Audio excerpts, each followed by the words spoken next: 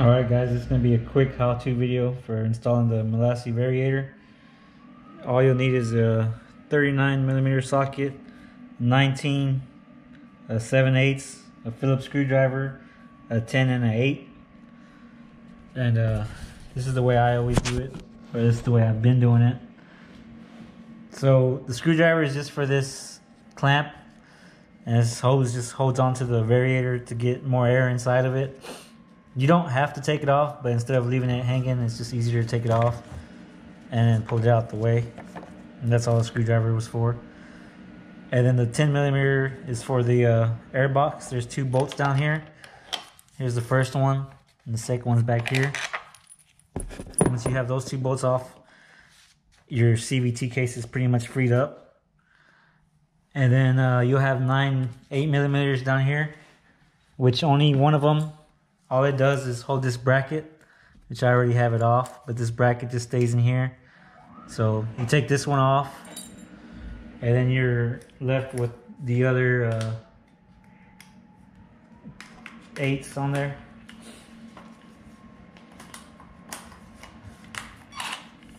And I just use a small impact, it just helps me get it off faster.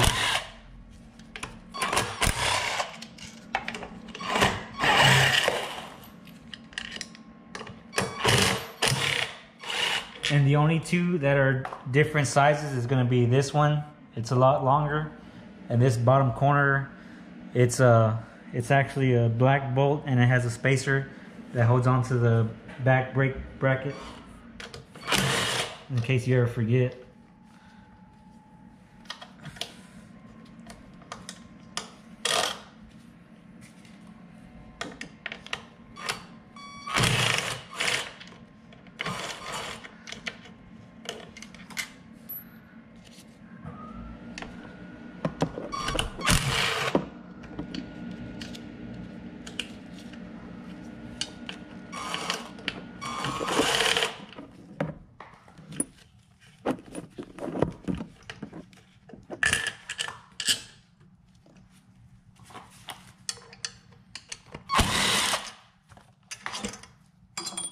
And then from here, all you want to do is push your brake lines down to get it out of the way of the CVT case, and you'll be able to pull it off. And then sometimes this little case will come off, and it just goes back on the starter. It has little tabs here, and on your case, you might not be able to see it, but on your case back here, there's actual little slides where it slides in perfect, or slots, I mean. And then for your actual variator, it's the 7/8. And here's where I use my impact all the time. Just makes it a lot easier.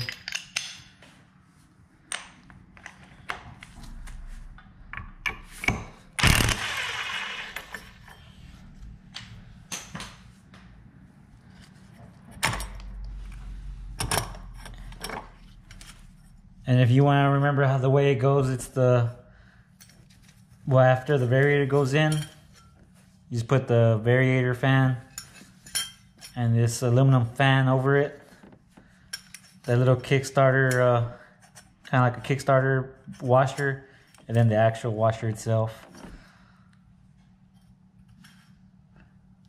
And then all you have to do is put your hand behind the variator itself. So you want to do this when the bike's either cold or warm. You don't want to burn your hand or anything, but I always put my hand behind it and pull it. That way you don't have to drop all the roller weights, because if you just start pulling on it, the roller weights will pop off. And you have this little like bushing that goes inside, which the malossi one comes with a new one. Alright, from here it's the extra step. I'll move the camera so you can see, but I've never had to do this on any other scooter I've had, but for this malossi variator, you'll have to take off these 2 tins, and all these tins do is just hold this little, it's like a flat plate that holds this, I guess it's like an O-ring in, kind of like a gasket. It's a seal, I mean. So all these 2 bolts do is hold this plate, and it holds that seal in place. And I'll show you. So pretty much the tabs on these new variator, not sure how good it's showing, but this tab here is a little too tall, so it'll hit on those bolts. See, and it won't let it spin. So that extra step is getting different kind of bolts. Mine have the little hex heads. If you get it from the scooter swap shop, they'll actually send you new ones. I actually left those on another bike, so I'm gonna reuse the ones I bought. But if y'all need to know the sizes, I'll let you know if y'all don't get yours. And they're only like 50 cents at the hardware store, maybe less. So yeah.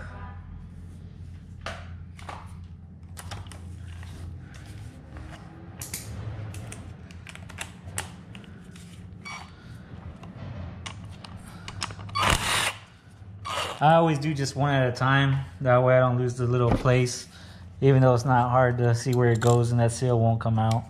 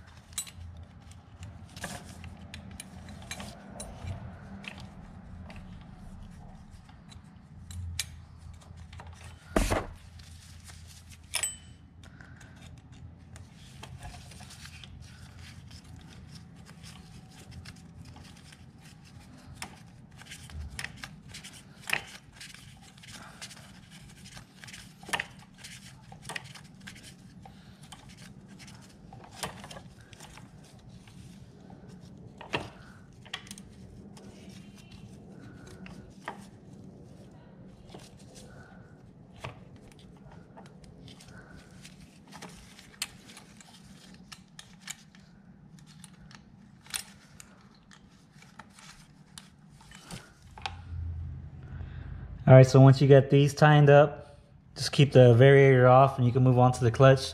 This is the 19, which I had already broke it earlier, but I always just use the impact. It's a lot easier. And all you'll have is this nut, the washer, and the clutch bell itself comes off. And then you can take the actual clutch out. And then we'll go on to the next step, which is using the 39 to break this nut off and swap the spring out. All right, so if you don't have an actual tool to hold this clutch, all you'll have to do is put your feet around it on the sides. This spring doesn't have too much tension on it, but still be careful. If you can tell, well, you might not be able to tell from the angle I'm sitting at. My head's tilted back and my body's straight, just my legs are in front of me. And you'll just break the nut off. Pretty easy with the right impact. As you take the nut off, you can pick up your legs slow. It'll come off. And then there's your spring. It has this little thing in it. You just swap it back over to the new one. It's like a little boot, I guess. Just swap it back over.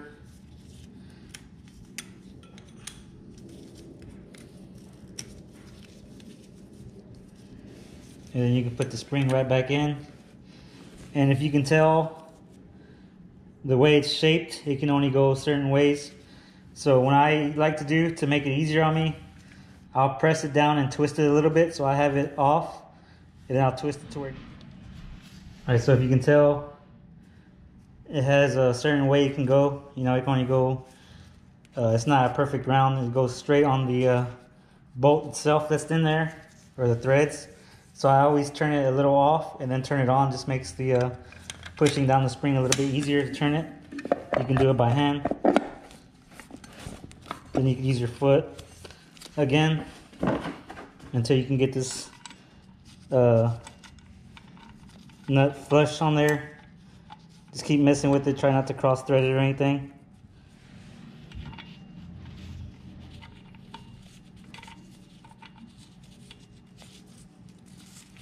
Once you're sure the threads are in, just go ahead and put your other foot on it and do it by hand as far as you can go. And you can just take your impact and tighten it back up.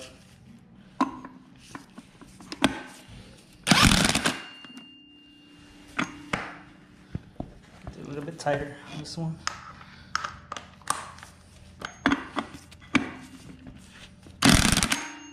Alright. That's it. The clutch is back together with the new spring. And then just reverse the process, put everything back in. Alright, so I'm not going to show how to put the actual CVT cover back on, because it should be pretty easy, simple to figure back out. But here's the new variator. You can tell I made marks just to see how high the belt's going to go on the next run. But if you need help with the actual weights themselves, the thicker side, usually one's thicker than the other. On these they're about the same, but usually the thicker side will face you on all the little ramps. And then you just keep adding every one like that, whether you put rollers or sliders. Again, just the one that has the more plastic, put it facing you. And then also another step I forgot, on this variator itself, these little plastic tabs, they only go on one way. On other scooters I've worked on, they're you can put them on either way, but usually the smaller side goes down and the bigger side goes up. But what I mean, these go one way, is this variator, or this variator plate has an actual groove, and it makes it go in one way only. So it makes it a lot easier in case you get confused. Again, this one you can only do it one way. So you get the new bushing that it came with, just put it in there, should just slide in there.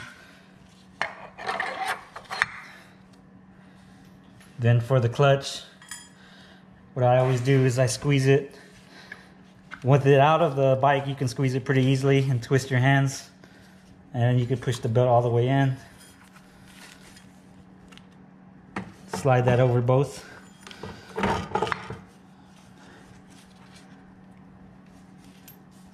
And for the clutch, just remember it's pretty easy, just a clutch bell. And it has little teeth that go in a certain way. The washer and the 19 goes back over that. And the variator, since I have the factory fan, is just the fan plate. This little aluminum fan just helps it keep it cool. This like Kickstarter washer.